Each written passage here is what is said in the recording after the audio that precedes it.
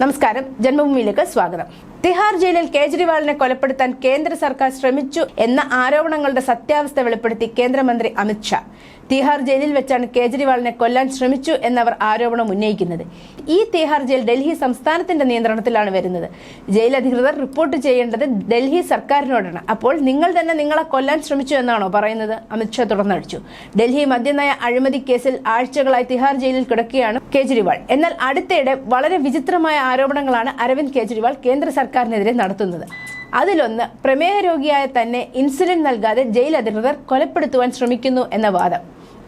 ഈ വാദം തെറ്റാണെന്ന് ജയിലിലെ ഡോക്ടർമാർ തന്നെ വെളിപ്പെടുത്തിയിട്ടുണ്ടെങ്കിലും തങ്ങളുടെ നിലപാടിൽ നിന്ന് പുറകോട്ടു പോകാൻ കേജ്രിവാളും അദ്ദേഹത്തിന്റെ ഭാര്യയും ആം ആദ്മി പ്രവർത്തകരും തയ്യാറായിരുന്നില്ല. എന്നാൽ ഈ ആരോപണത്തിനെതിരെ ഇപ്പോൾ രംഗത്ത് വന്നിരിക്കുകയാണ് കേന്ദ്ര ആഭ്യന്തരമന്ത്രി അമിത് ഷാ. മുഖ്യമന്ത്രി അരവിന്ദ് കേജ്രിവാളും ഭാര്യ സുനിതയും ചേർന്ന് നടത്തുന്ന ആരോപണങ്ങൾക്കെതിരെ ഒരു സ്വകാര്യ മാധ്യമത്തിന് നൽകിയ അഭിമുഖത്തിലാണ് കേന്ദ്ര ആഭ്യന്തരമന്ത്രി അമിത് ഷാ തുറന്നടിച്ചത്.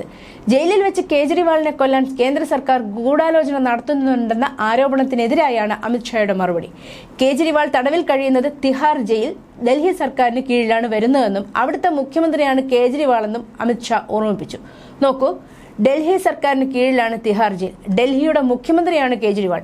അപ്പോൾ കേജ്രിവാളിന്റെ കൊലപാതകം കേജ്രിവാൾ തന്നെ ഗൂഢാലോചന നടത്തിയെന്നാണോ പറഞ്ഞു വരുന്നത്?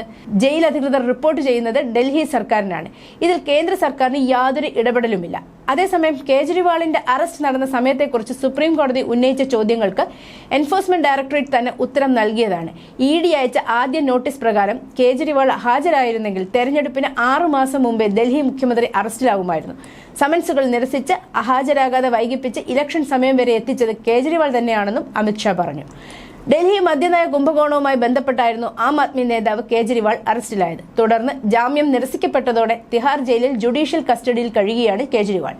മാർച്ച് 21-നായിരുന്നു കള്ളപ്പണം വെളുപ്പിക്കലുമായി ബന്ധപ്പെട്ട് ഡൽഹി മുഖ്യമന്ത്രി ED അറസ്റ്റ് ചെയ്തത്.